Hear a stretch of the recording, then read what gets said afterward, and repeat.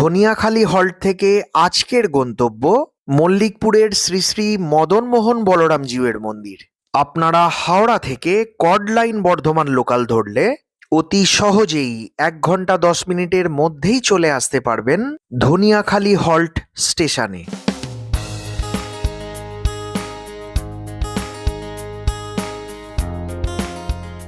স্টেশনের সামনে এটাই টোটো স্ট্যান্ড। মল্লিকপুরে যাবার জন্য পেয়ে যাবেন তারকেশ্বর ও 10ঘর-আগামী বাস এবং ট্রেকারও। এখান থেকে মন্দিরের দূরত্ব প্রায় 2 কিলোমিটার। আপনি টোটোয় আসতে চাইলে অন্য প্যাসেঞ্জার না থাকলে টোটো রিজার্ভও করতে হতে পারে। এখান থেকে মদনমোহন মন্দির মল্লিকপুর হয়ে দিয়ালপাড়া 60 টাকা ভাড়া, 1 থেকে 5 জন। 1 থেকে 5 জন। হ্যাঁ, আচ্ছা একা গেলেও 60 টাকা, 5 জন গেলেও 60 টাকা। আচ্ছা, মোটামুটি 1.5 কিলোমিটার, তাই তো? হ্যাঁ, 1.5 থেকে 2 কিলোমিটার। 1.5 থেকে 2 কিলোমিটার ঘুরে ঘুরে যায়।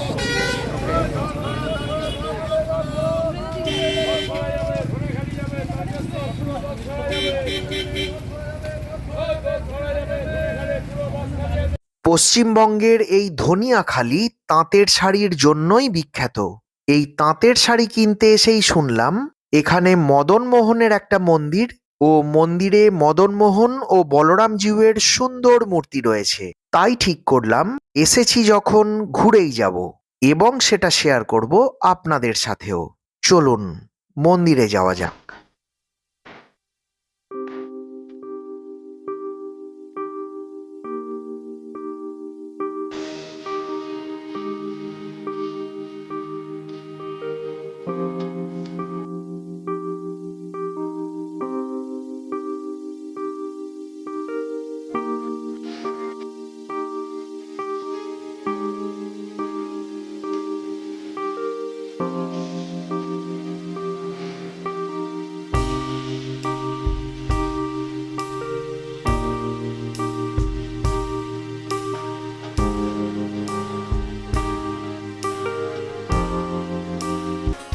পৌঁছে গেলাম মন্দিরে, যা মল্লিকপুর বাস স্টপেজ থেকে প্রায় 500 মিটার দূরত্বে অবস্থিত।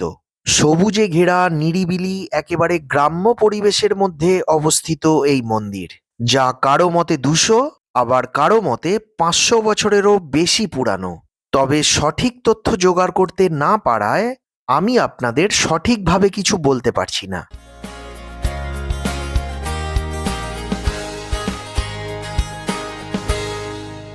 সবুজে ঘেরা নিরিবিলি ছোট্ট এই মন্দির চত্বরের ভিতরটাও, যেখানে বুদ্ধ পূর্ণিমা, রথ, রাস, দোল পূর্ণিমা, জন্মাষ্টমী, বছরের এরকম কয়েকটা উৎসব অনুষ্ঠান ছাড়া ভিড় প্রায় হয় না বললেই চলে।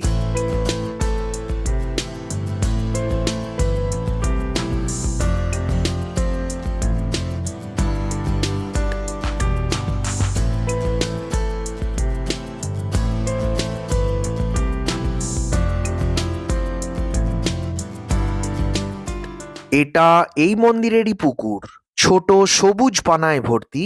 মদনমোহনের এই পুকুরকে ছবিতে দেখলে আপনাদের ফুটবল গ্রাউন্ড মনে হতেই পারে।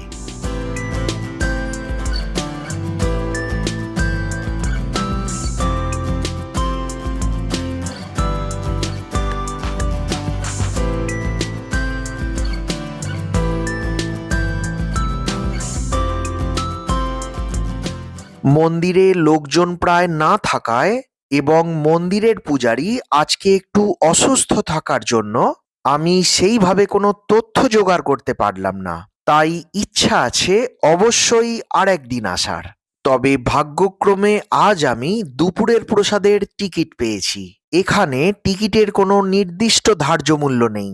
আপনি প্রসাদের জন্য আগের দিন বা ওই দিন সকাল 10টার আগে স্ক্রিনে দেওয়া নাম্বারে যোগাযোগ করতে পারেন।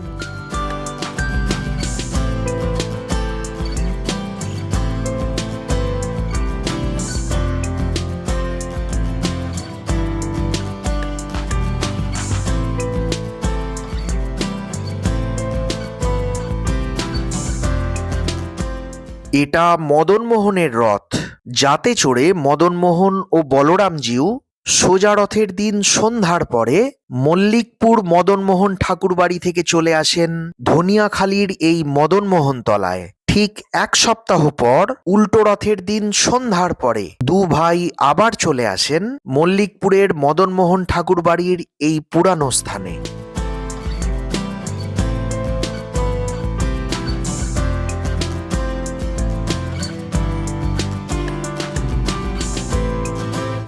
এখানে ঠাকুরের ছবি দেখানো কঠোরভাবে নিষিদ্ধ, তাই মদনমোহন, বলরামজিউ এবং দেবী রেবতী ও রাধিকার ছবি ব্লার করে দেবার জন্য দর্শনার্থীদের কাছে আমি ক্ষমা প্রার্থী।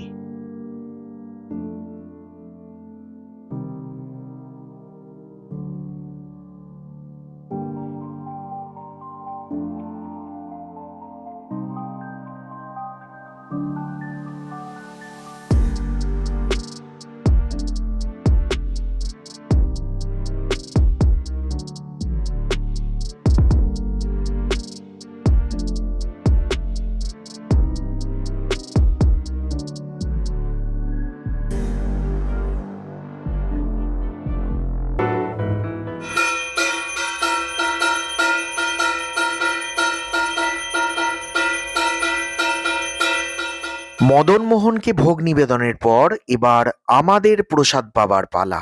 আজকে দুপুরের প্রসাদে কি কি পেলাম আমি লিখে দিলাম, আপনারা দেখে নিন। আজকে এখানেই শেষ করছি, পরের দিন হাজির হব নতুন কোনো ভিডিওর সাথে।